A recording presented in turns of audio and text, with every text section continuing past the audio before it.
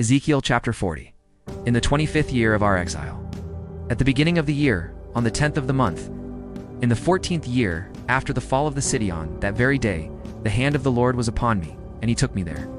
In visions of God he took me to the land of Israel, and set me on a very high mountain, on whose south side were some buildings that looked like a city. He took me there, and I saw a man whose appearance was like bronze. He was standing in the gateway with a linen cord and a measuring rod in his hand. The man said to me, "Son of man, look with your eyes and hear with your ears, and pay attention to everything I am going to show you, for that is why you have been brought here. Tell the house of Israel everything you see." I saw a wall completely surrounding the temple area. The length of the measuring rod in the man's hand was 6 long cubits, each of which was a cubit and a handbreadth. He measured the wall. It was 1 measuring rod thick and 1 rod high. Then he went to the gate facing east. He climbed its steps and measured the threshold of the gate. It was 1 rod deep. The alcoves for the guards were 1 rod long and 1 rod wide, and the projecting walls between the alcoves were 5 cubits thick. And the threshold of the gate, next to the portico facing the temple, was 1 rod deep. Then he measured the portico of the gateway. It was 8 cubits deep, and its jambs were 2 cubits thick. The portico of the gateway faced the temple. Inside the east gate were 3 alcoves on each side. The 3 had the same measurements, and the faces of the projecting walls on each side had the same measurements. Then he measured the width of the entrance to the gateway. It was 10 cubits, and its length was 13 cubits. In front of each alcove was a wall 1 cubit high, and the alcoves were 6 cubits square. Then he measured the gateway from the top of the rear wall of one alcove to the top of the opposite one. The distance was 25 cubits from one parapet, opening to the opposite one. He measured along the faces of the projecting walls all around the inside of the gateway 60 cubits. The measurement was up to the portico facing the courtyard. The distance from the entrance of the gateway to the far end of its portico was 50 cubits. The alcoves and the projecting walls inside the gateway were surmounted by narrow parapet openings all around, as was the portico. The openings all around faced inward. The faces of the projecting walls were decorated with palm trees. Then he brought me into the outer court. There I saw some rooms and a pavement that had been constructed all around the court. There were 30 rooms along the pavement. It abutted the sides of the gateways and was as wide as they were long. This was the lower pavement. Then he measured the distance from the inside of the lower gateway to the outside of the inner court. It was 100 cubits on the east side as well as on the north. Then he measured the length and width of the gate facing north, leading into the outer court. Its alcoves-three on each side, its projecting walls and its portico had the same measurements as those of the first gateway.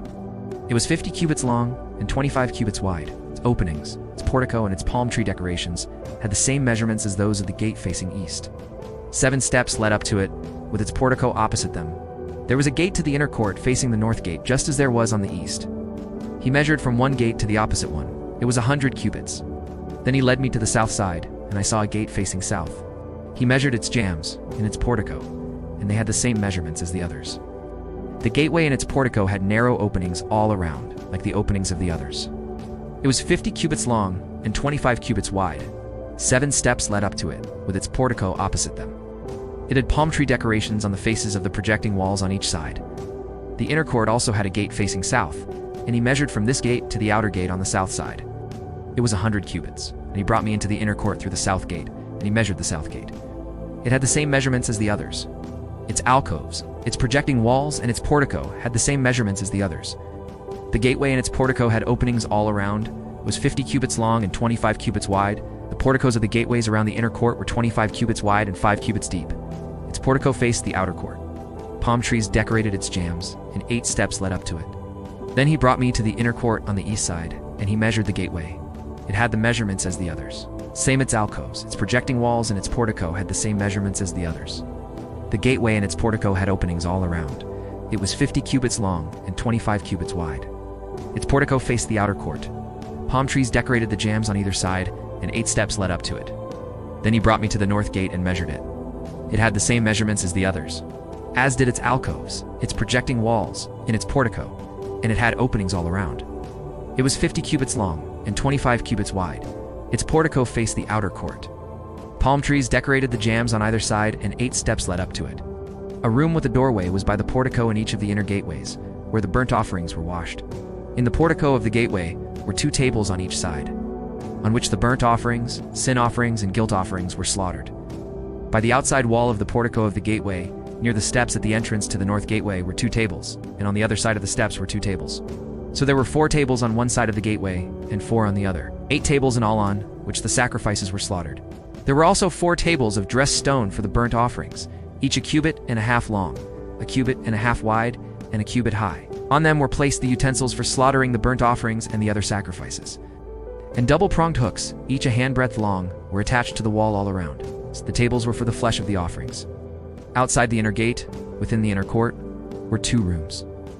One at the side of the north gate and facing south, and another at the side of the south gate and facing north. He said to me, "The room facing south is for the priests who have charge of the temple, and the room facing north is for the priests who have charge of the altar. These are the sons of Zadok, who are the only Levites who may draw near to the Lord to minister before him." Then he measured the court. It was square, 100 cubits long and 100 cubits wide. And the altar was in front of the temple.